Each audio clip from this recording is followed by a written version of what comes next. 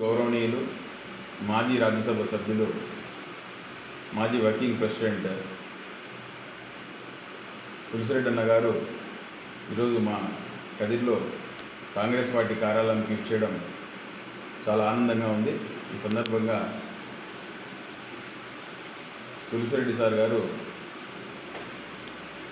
Bharatiya Janata party చేసినటువంటి ఆగడాలు, దేశంలో నెలకొన్నటువంటి అనారోగ్యకరమైనటువంటి వాతావరణం పట్ల ఉద్దేశించి మాట్లాడవలసిందిగా కోరుతున్నాను.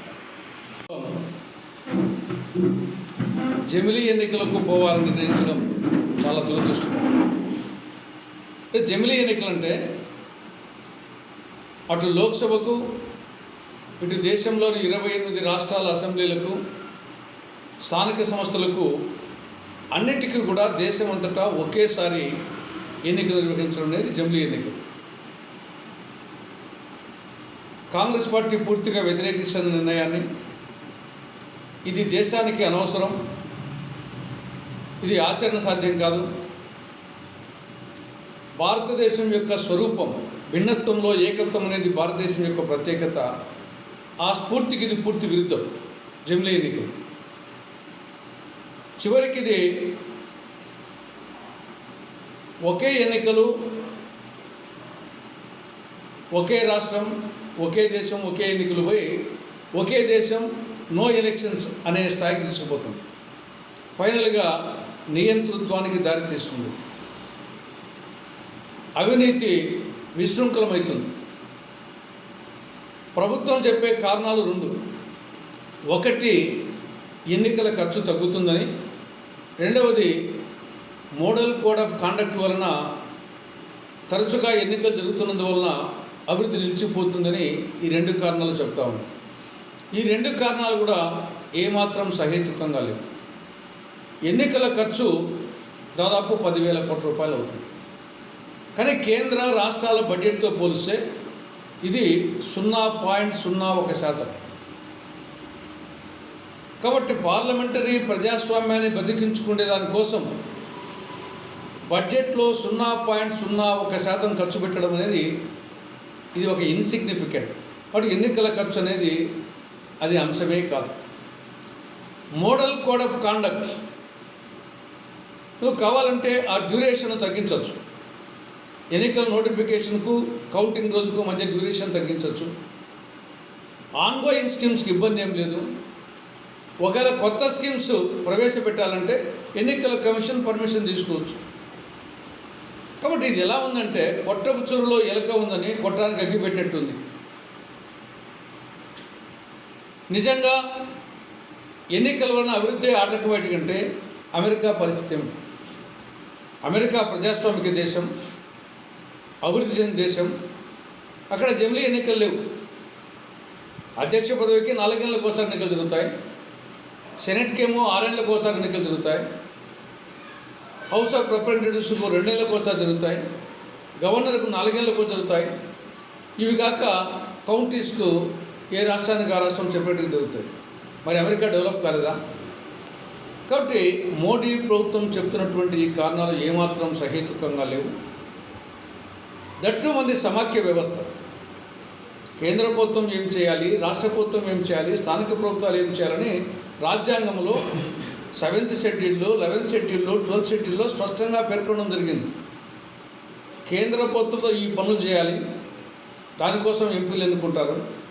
రాష్ట్ర ప్రభుత్వం ఈ పనులు చేయాలి, దానికి ఎమ్మెల్యేలు ఎన్నుకుంటారు.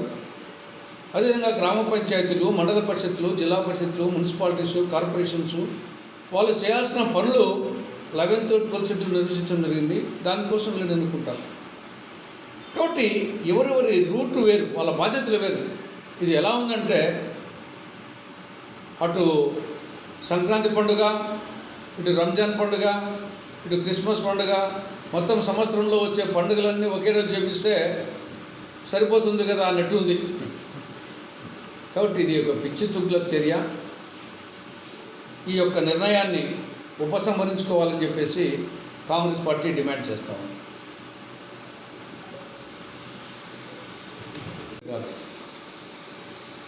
మోడీ ఆత్మే ఆదాని, మోడీ ఆత్మ ఆదాని. కాబట్టి ఆత్మ గురించి మాట్లాడమంటే మోడీ గురించి మాట్లాడమే, అదాని అవినీతి గురించి మాట్లాడమంటే మోడీ అవినీతి గురించి మాట్లాడమే. నిజంగా ఏమీ మీ ఇద్దరి మధ్య ఏమి కనెక్షన్ లేకుండా పోతే మీకు వచ్చిన నష్టమేమి?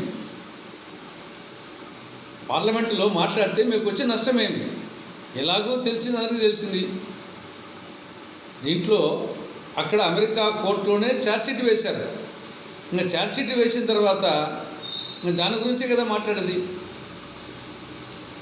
ఇది గుమ్మడికాయలు దొంగ అంటే భుజాలు తడుముకున్నట్టు అది మోడీ దా పాత్ర ఉందని ఆయనతోగానే ఒప్పుకున్నట్టు కనపడతా ఉంది.